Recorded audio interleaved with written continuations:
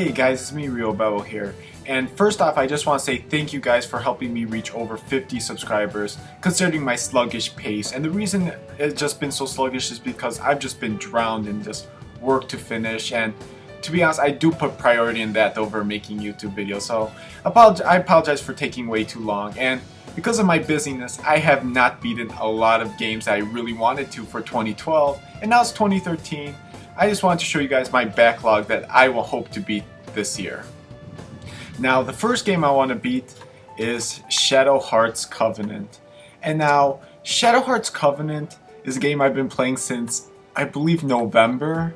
And just to show how busy I've been, I'm literally only I think 35 hours done with the game, and the game takes around 40. So the fact that I've been playing since November, till halfway through March, and I've only being most of it, which is great since I'm almost done with it. And I really do hope to make a review of this game because this game has just been a lot of fun. It has great combat, a really interesting story, a really interesting setting, great graphics, great production values all around. I highly recommend if you find this game, just really check it out. It's a lot of fun, and this is the first game I want to beat this year. And now the next game I really want to beat is actually Xenoblade Chronicles. And I'm actually halfway done with Xenoblade Chronicles. The thing is, I've heard some really negative things about the second half of the game. I heard it just became really monotonous and repetitive. And to be honest, considering the length of this game, I really don't want to go through 30 hours of monotony. I do hope what people say is really just overreacting in a sense, but I do hope to beat this game. Honestly, I was having a lot of fun with this game. I really didn't buy into the hype, back when the reviews were coming out with nines and a halves. I thought it was because it looked like Final Fantasy 12 to me, and I wasn't really that big of a fan of Final Fantasy 12. But when I played the game, I just felt it did play like Final Fantasy 12, but it was just a lot better in a lot of aspects. The story was much more engaging than Final Fantasy 12. The combat just a lot more fast-paced, a lot more strategic than Final Fantasy 12. And the game just also has a better, I guess you could, not art style, but I guess has a better, more creative world than Final Fantasy 12. And overall, I've just been having a lot of fun with this game. I do hope people are overreacting about the second half, and I do hope that this game still, becomes one of my favorite JRPGs that has come out in recent years. Now the next game I really want to beat is actually Mass Effect 3, and I'm actually almost done with this game. And overall, I like the game. I don't hate it or anything like that, but it was really disappointing. I absolutely loved the first game. The first game was absolutely amazing. The second game, I liked it. It just wasn't as good as the first, and the third one is actually pretty disappointing compared to the second one. So, I still like the game. BioWare took a direction with the Mass Effect series I really didn't like. They just really put more emphasis on shooting and maybe set pieces instead of maybe putting players in a great world and having a great story. And I did like a few things on Mass Effect 3 over Mass Effect 2. The shooting sections were better.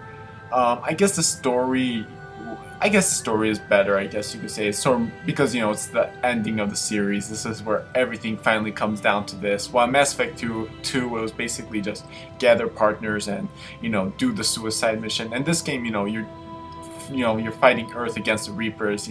Everything's culminating to this point. So I like that part of the story.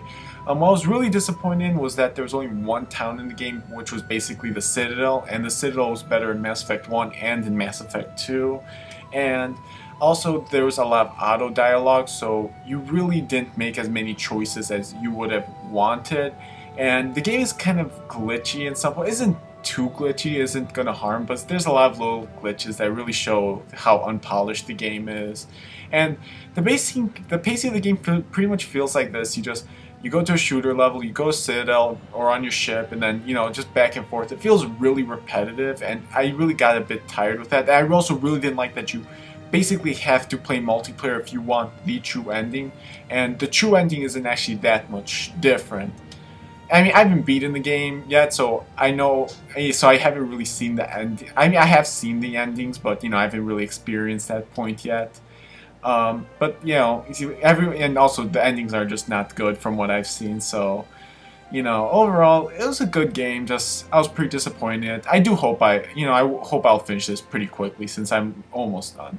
Now with Mass Effect 3 being a little bit disappointing, I'm really glad I got to play this game, which is Growlancer Wayfarer of Time. And Growlancer Wayfarer of Time really took me by surprise. Now, the critic scores for this game weren't that high. There were, I think in Metacritic it's only like in the high sixes, I think 67. But you know, I've heard from players who play this game saying that they really like this game, that the game is like one of the best games in the series, and I've heard, you know, good things about the series being like how the battle systems are strategic and how there's like multiple endings, which really interested me, so I decided to, you know, go for it, take the risk. And I was expecting a game that, you know, was good, like I maybe rated like out of 10, maybe like 7 or 8, 7.5 or 8 at the highest, but this game really took me by surprise. I'm really enjoying this game right now.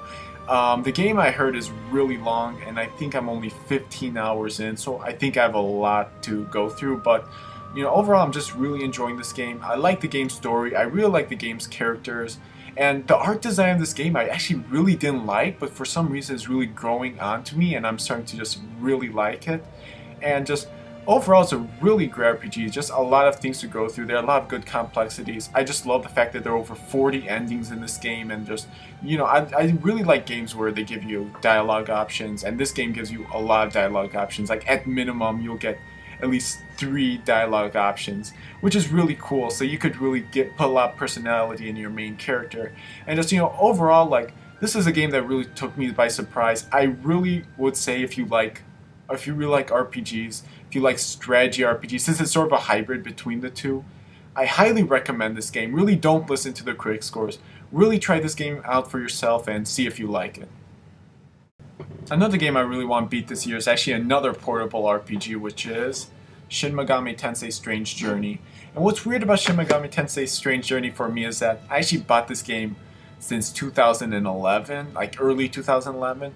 But the thing is that I actually lost the game cartridge because, you know, DS cartridges are just this tiny, and I just couldn't find it for the life of me. And then just 3 days ago, I finally found this game, and it's just honestly hooking me back again because I just love the Shin Megami Tensei games. Like, if you've never played a Shin Megami Tensei game, you really have to start now. I mean, especially Persona. I think it's a great, you know, starting point into the series because I started playing through Persona, but I just love all of the Shin Megami Tensei games. And what makes Strange Journey so great is it's just Shin Megami Tensei. I mean, like, if you play Nocturne, you'll definitely like Strange Journey as well. Like, I just love collecting demons, just dungeon crawling.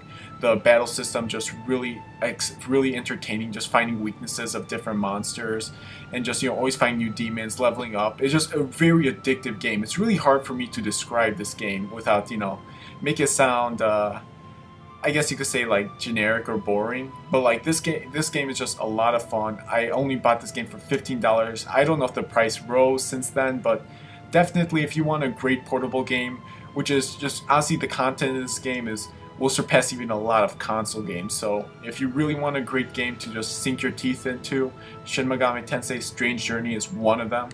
And I think I'm halfway done with the game, and hopefully I want to just finish it, and hopefully one day I want to make a review about that.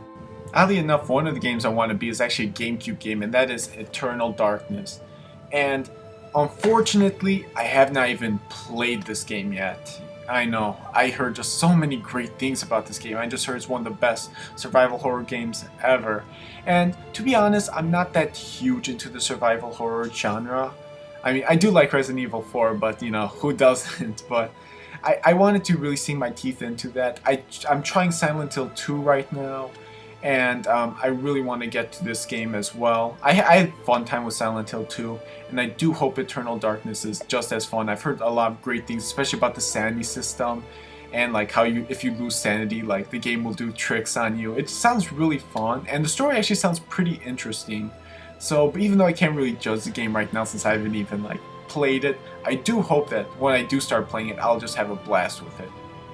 Now, the last game on the list I really want to beat by 2013 is Dreamfall: The Longest Journey. And Dreamfall, I haven't gone too far into. I've really just beaten the first like main area, but the game is pretty entertaining for me. I really do like these 3D adventure games, kind of like Heavy Rain and Indigo Prophecy. I really love those games, and I heard like Dreamfall was sort of in the same vein as those games, so I bought it, and so far I'm really liking it. I like games where I could just, you know, sit back, relax, just enjoy a good story, maybe solve a few good puzzles, and Dreamfall really does, and simple puzzles, since I'm not too good with puzzles in games, and Dreamfall: The Longest Journey really serves that, scratching that itch right now.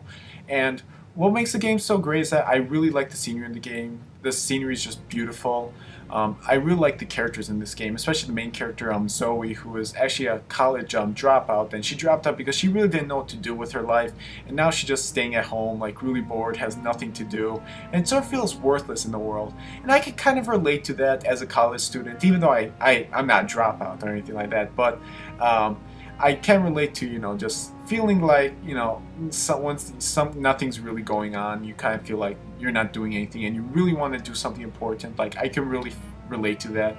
I also really like all the other characters in the game, and so far, like, I haven't really reached the sweet part of the story yet. I heard it gets a lot more interesting, but so far the story's been really good. I've heard this game is probably one of the best game storylines of all time, so I'm really excited to actually, you know, go through this whole game. And overall, I really think I'll end up liking this game, and I really, if it goes well, I might probably do a review on it. And that is my backlog for 2013. So hopefully I'll get to finish all these games before the year ends, and I just want to say thank you guys for watching. It really does mean a lot, you know, just all the feedback, all the support you give me, it was really helpful, and I'm so sorry it takes me so long. I really do want to make videos. It's just, you know, other things are sort of pushing me down from doing that. But, you know, again, just thank you guys. Over 50 subscribers. It really just gives me a boost of confidence, and it's been really awesome making videos for you guys, and I still want to do that. So until next time, peace out.